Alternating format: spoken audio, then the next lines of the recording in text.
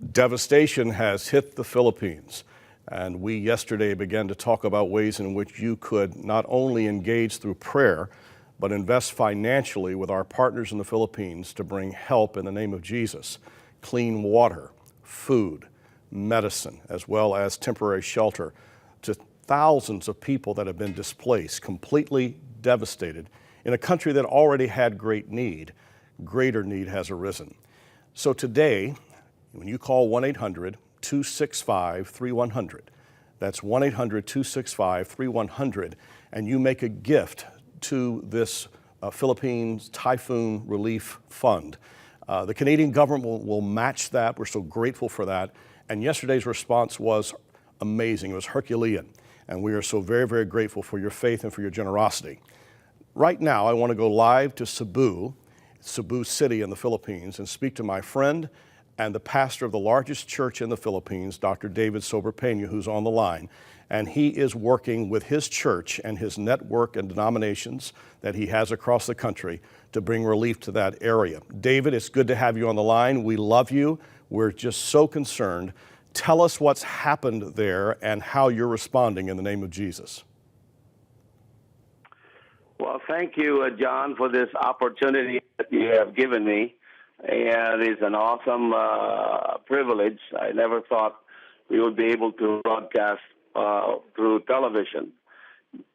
Well, about last Thursday, Friday, Typhoon Haiyan, or in the Philippines, Typhoon Yolanda, hit our country. And according to CNN News, it's one of the biggest typhoons is recorded on Earth.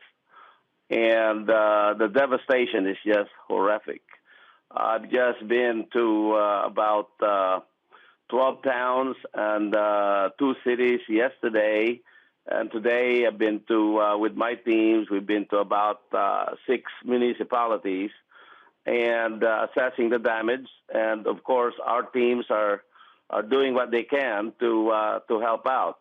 And with groceries, with water, with funds, because in some areas it's so difficult to bring the goods because of transportation. A lot of the piers, airports are closed. So I give them cash and to just buy groceries. And we're targeting our relief efforts to the household of faith and pastors.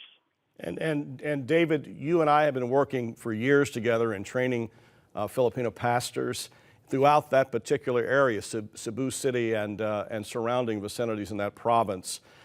Tell us what's happened. I'm understanding that not only pastors and their homes, their churches have been wiped out, but as well, you have a pastor's wife, I understand, who met death through this terrible typhoon. Is that correct? Yes, she was already sick, but during that typhoon, she passed away, and attended the funeral, and I preached and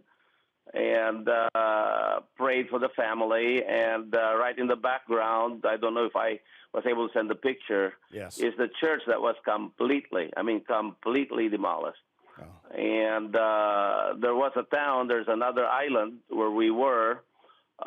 It's called the Malapascua Island. It's 100% devastation, and so we gave some help over there, encouragement, and promised to help rebuild their church. So I visited already over a dozen churches that I told them that we're going to help you rebuild, and promised them some funds that would just help out, but as funds come in, we will be able to complete some of the rebuilding of some of the key churches in the area.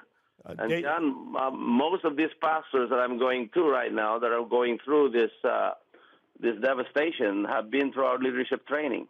Yeah, they've been trained by Equip, my former organization, and David not only pastors Word of Hope Church, the huge church out of Manila, and is also a leader in the Assemblies of God denomination in that country, but also serves as the national coordinator for Equip, the organization I had the joy leading for many, many years. David, you have a vast network in the country.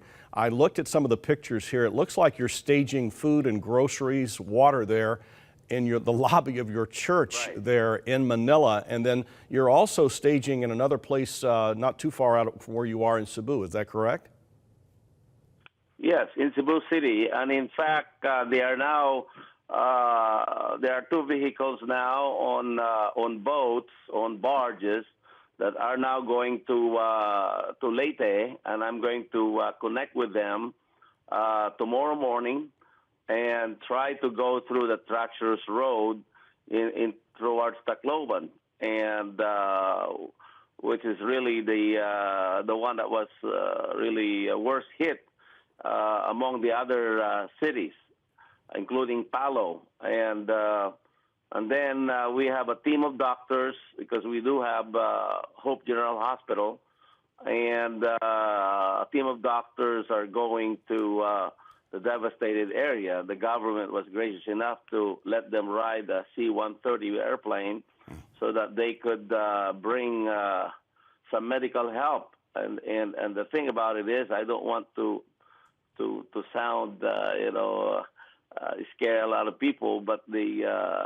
smell of death is all over the place, and so they really need some help and prayers. So, David, you have about, I think we mentioned before we went on air, you have about 50 doctors that are coming out of the hospital that your ministry oversees, heading to the site. You've got food, water, medicine heading there. You're targeting a lot of pastors and churches, because those leaders, they need to get their situation right so they can in turn get organized to help others. So it's strategic what you're doing. I want you to know that we love you and appreciate you. Please keep sending us pictures, and hopefully we'll be able to talk more further this week with updates, real-time updates as to what's happening. It's about a 12-hour difference between where we are and where you are, and we're grateful. So for those of you that are watching, you see and hear firsthand what's happening. We have a great leader on the ground there, able to mobilize literally thousands and thousands. I know for a fact, I've seen him do it before. Thousands upon thousands of Filipino leaders who can get the goods out to those that are in desperate need. When you call 1-800-265-3100, you'll make a difference. Cast your ballot to make a difference in the lives of hurting, displaced people. 1-800-265-3100. David Sobrepena, thank you, as well as folks, thank you for giving at this incredible time of need in the Philippines.